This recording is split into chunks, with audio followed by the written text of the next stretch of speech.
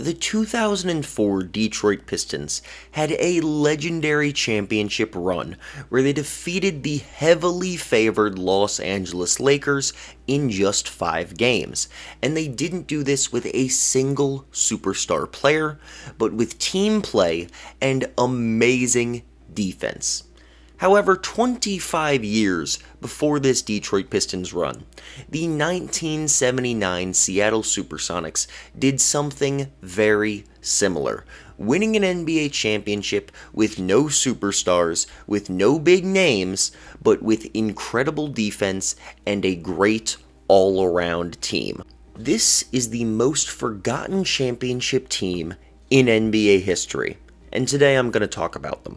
Let's turn back a year to 1978. The Seattle Supersonics have just lost the NBA Finals to the Washington Bullets, led by Wes Unseld and Elvin Hayes, in 7 games. In the upcoming season, the Sonics would go on to win 52 games, led by first-time All-Stars Jack Sikma and Dennis Johnson, who were 23 and 24 years old, as well as the 25-year-old Gus Williams, who led the team in scoring with 19 points a game on 50% shooting from the field. This team was the number 1 defense in the NBA, and while there were many good defensive players, for example, 6 players on the team, rounding up, averaged at least a steal a game, and 4 players rounding up averaged a block a game. Not that those stats are the end-all be-all of defense, which I've talked about, but I'm just saying, this team had some defenders. The leader of this team's defense, however, was Dennis Johnson, a player who would go on to make 9 all-defense teams in his career, 6 of which were first team.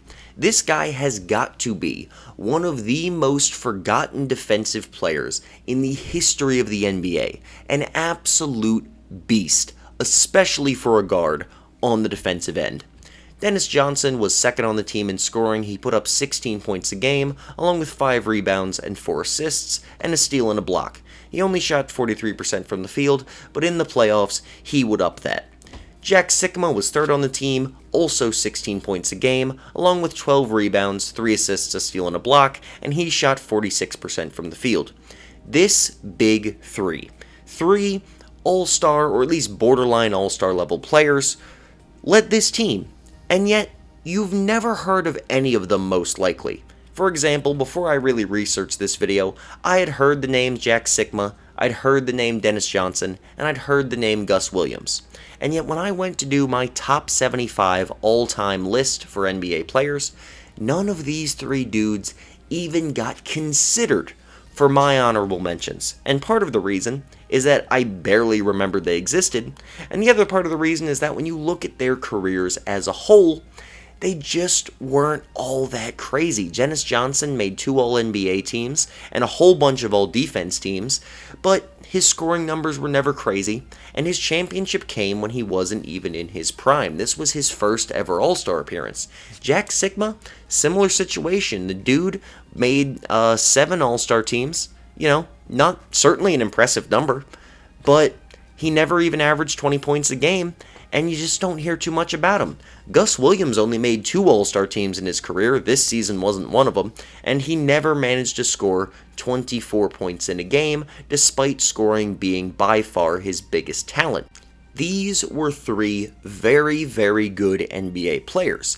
However, I don't think it's disrespectful to go out and say that they were not exactly all-time greats, or at least not on the level of the ones we usually think of. Even by the 70s standards, you think of Wes Unseld and Hayes, you think of Frazier and Reed, Hondo and Cowens, the guys from the 1972 Lakers, Kareem, of course. Kareem frickin' owned this decade. And later in the years, you've got the ABA guys and Rick Barry, Moses Malone. He wasn't an ABA guy. I don't know why I said that. Dr. J. There were a lot of good players in this decade, and I feel like this team gets incredibly forgotten about, despite the fact that they made multiple NBA Finals. Eventually, in the playoffs this season, they would go on to rematch the Washington Wizards in the NBA Finals. Dennis Johnson would up his game to 21, 6, and 6 in that final series. He shot 45% from the field in the playoffs as a whole. He went absolutely frickin' bonkers, along with 2 steals and 2 blocks in that playoffs as a whole. Gus Williams would massively increase his scoring to 27 points a game, only going down 1.5% from the field in efficiency. I think that's a pretty fair drop-off, and the other guys kept doing their thing. Jack Sikma put up his 15 points a game. Joe Johnson and Lonnie Shelton off the bench were both good defenders and both gave you a solid 12 to 13 points on decent efficiency.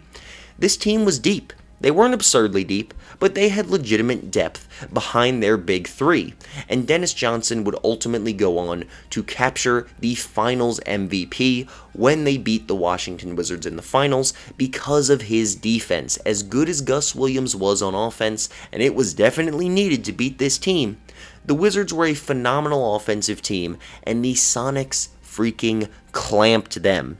This is one of the most underrated defensive teams of all time. The 5 main guys on this team, their 5 best players, Shelton, Johnson, both Johnsons actually, Williams, and Sikma. None of them was a bad defender, and several of them were legitimate all-defense candidate level defenders. These guys were beasts. Dennis Johnson especially, I know I've already mentioned it, 9 all-defense teams. This man does not get the respect he deserves when it comes to defense. He would eventually go on to win 2 more titles later in his career with the Boston Celtics, but this is the one that he should be known for. Is there any other Finals MVP who never gets talked about, who never gets acknowledged at all? I really don't think there is, and that applies to the rest of the team as well. Despite having 2 All-Stars, they only won 52 games. Not exactly a number that dazzles the eyes. Yeah, their team was an incredible defense, but people care about offense more. They went and they faced the Wizards in the Finals, another team that people just don't care about all that much. They had several All-Stars, but none of them even averaged 20 points a game. And of course, not only did they play in the 70s, the era that people talk about the least, but the Seattle Supersonics don't even exist anymore today. There's not even a team with an active fan base who can go back and be like, look at this championship we won. I would say a comparable forgotten championship team would be the Blazers in '77, just a few years before the Sonics, but the difference was the Blazers championship is memorialized by Bill Walton, an all-time great player, an MVP, and a guy who literally everyone knows as that dude who, if only he could have stayed healthy, would have been an absolute beast for his entire career instead of just that one season and a half when he won a title and an MVP. Right? The Sonics don't have that. Their stars were good, they had very good players, very good depth, but they don't have that one guy, that one big thing that really makes you remember them, and their team doesn't even exist anymore. This is why I believe the Seattle Supersonics are by far the most forgotten championship team in the history of the NBA. The purpose of this video is not to say that this is one of the greatest teams ever and they really need way more respect. I just wanted to shout them out because it's a shame that there is a team who literally won a championship and literally nobody talks about them anymore. The 1979 Sonics existed and they were really freaking good at the game of basketball. So now you know. You're welcome.